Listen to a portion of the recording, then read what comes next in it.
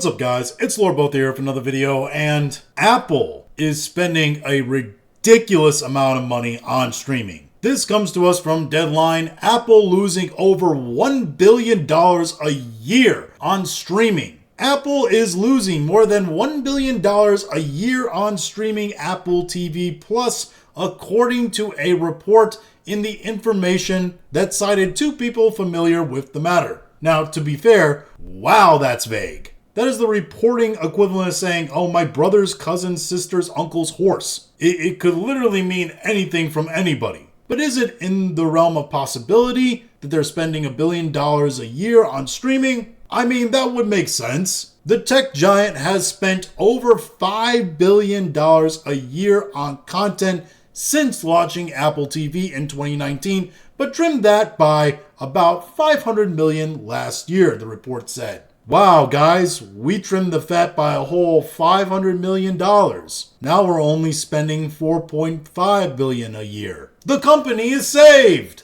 Also, to be fair, and it states right here, Apple, which saw $391 billion in annual revenue for its fiscal year 2024, is better able to absorb losses. Yeah, I don't think this is gonna hurt Apple going forward. People are still gonna be buying their iPhones and their Apple Watches. The point here is the absolute magnitude and almost disgusting level of money that these companies are pouring into their streaming war, all for vanity. Because that's what they are. These streaming networks are vanity projects. They don't make these companies money. They're simply around to say that they do it. I mean, look at Amazon. If Apple is pouring this much money into their streaming service, God knows how much money Amazon is pouring into theirs. I mean, we already know that Rings of Power alone has cost well over $1 billion, if not probably at this point $2 billion to make. And I would almost venture to say that on a consistency level, the amount of entertainment value and the actual quality of the product being put out, Amazon has far more hits than Apple.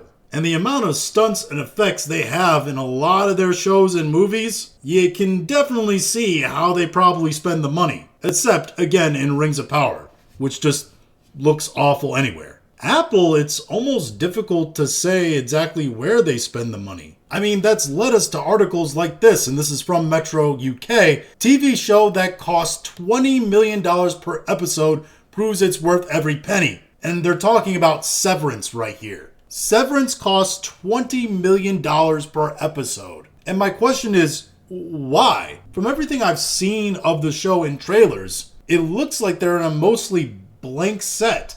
Why does it cost so much per episode? It doesn't make sense. Why does Ted Lasso cost so much to make? Why does The Morning Show cost so much to make? That you're spending billions of dollars a year on streaming. It's not like you have a ton of special effects you need to do. It's not like these series need massive crews that you gotta pay salaries to. I just don't understand. But again, this is all just a vanity project. They can definitely absorb the costs. They're going to continue to do it. Amazon is going to continue to do it. Disney, for as long as they can, are going to continue to do it. If anybody was going to fall out of the streaming wars, it would probably be Disney. Because Disney Plus is essentially just Hulu at this point. Disney Plus it's become Hulu and Bluey. That's what it is. And of course, Netflix is always going to be around because Netflix are the guy. Netflix is the Walmart of the streaming wars. And I don't think anything is going to sink Netflix.